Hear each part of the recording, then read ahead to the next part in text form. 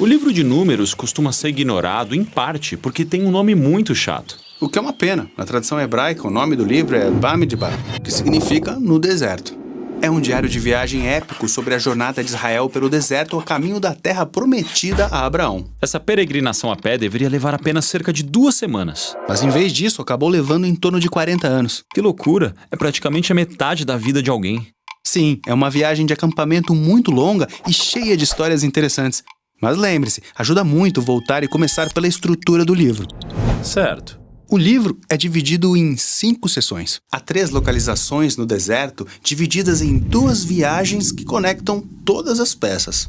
A primeira sessão do deserto é no Monte Sinai, bem aqui no mapa. Então, na segunda sessão, eles viajam para uma região chamada Parã. No deserto de Parã, acontece um monte de coisas. Depois, a 4ª sessão é a viagem de Israel a Moabe. O livro termina com uma grande seção do deserto de Moabe, do outro lado do Rio Jordão, em frente à Terra Prometida. Por meio de todas essas sessões, o enredo simplesmente flui como um emocionante filme dramático. As coisas começam muito bem, porém, logo a viagem passa a ir de mal a pior. E tudo termina com um momento final de redenção, um ato surpreendente da graça de Deus. Bom, vamos à história. Tudo começa no deserto no Monte Sinai.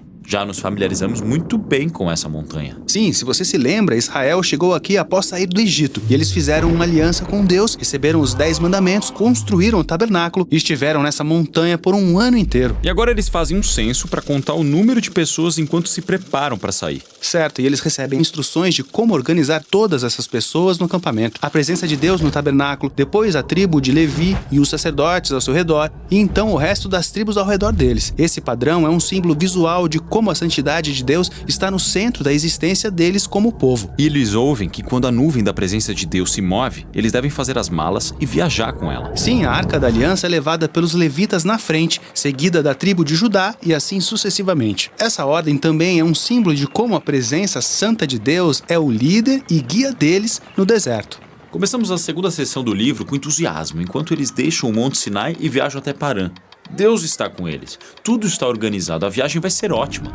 Porém, não é tão ótimo assim. Depois de apenas 3 dias na estrada, o povo começa a reclamar de fome e sede. Então, até o irmão e a irmã de Moisés começam a falar mal dele diante de todo o povo. Definitivamente não é um bom começo. Mas agora estamos entrando na terceira sessão, o deserto de Parã. É aqui que eles enviam os 12 espias para observar a Terra Prometida. 2 desses espias regressam muito otimistas. Mas os outros 10 estão apavorados. Eles não confiam em Deus e começam a dizer: seremos aniquilados lá dentro. Então, eles iniciam um motim e tentam nomear um novo líder que vai levar todo o povo de volta ao Egito. Basicamente, eles estão se recusando a entrar na Terra Prometida e Deus honra a decisão deles.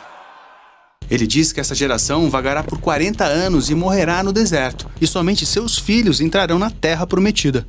Essa história é contada muitas vezes na Bíblia, por diferentes autores. Sim, e sempre serve como um lembrete de que, embora Deus permaneça fiel ao seu povo e suas promessas, Ele honrará as decisões deles. Ele deixará que eles desperdicem sua vida toda se escolherem viver em rebelião. Bom, então a viagem foi um desastre até agora. E fica ainda pior na 4ª sessão, quando viajam a Moabe.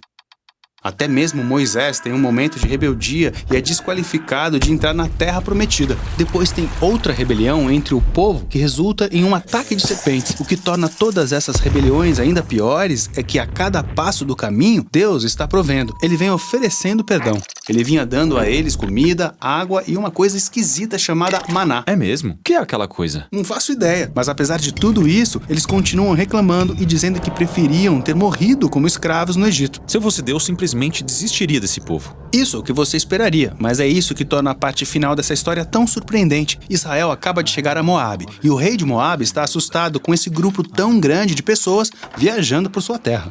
Então ele contrata um feiticeiro pagão chamado Balaão para amaldiçoar o povo de Israel. Esse cara pega pesado. Sim, Balaão diz: vou orar ao Deus hebreu e ver o que acontece. E em 3 momentos diferentes ele tenta amaldiçoá-los, mas a cada vez se dá conta que só pode abençoá-los. O mais surpreendente é a última bênção, na qual ele profetizou que de Israel se levantaria um rei vitorioso, e esse rei estaria conectado de alguma forma com a promessa de Deus a Abraão, de abençoar todas as nações por meio da sua família. Então, aqui está Israel se rebelando no acampamento, totalmente alheios ao fato de que lá, do alto das montanhas, Deus os está protegendo e até abençoando. O livro termina aqui em Moabe. Israel está se preparando para entrar na Terra Prometida. Eles voltam a contar todos mais uma vez, assim como foi feito no início. Estão deixando a antiga geração para trás, incluindo Moisés. Mas antes de deixarem Moisés, ele dá a eles suas últimas palavras de advertência e sabedoria. E esse discurso é do que trata o próximo livro, Deuteronômio. Nossa missão no Bible Project é ajudar as pessoas a experimentar a Bíblia como uma história unificada que leva a Jesus. Tudo que produzimos é gratuito, graças a pessoas generosas que se encontram ao redor do mundo, assim como você. Você pode acessar toda a nossa biblioteca de vídeos, conferir todos os nossos recursos e juntar-se a nós em bibleproject.com/português.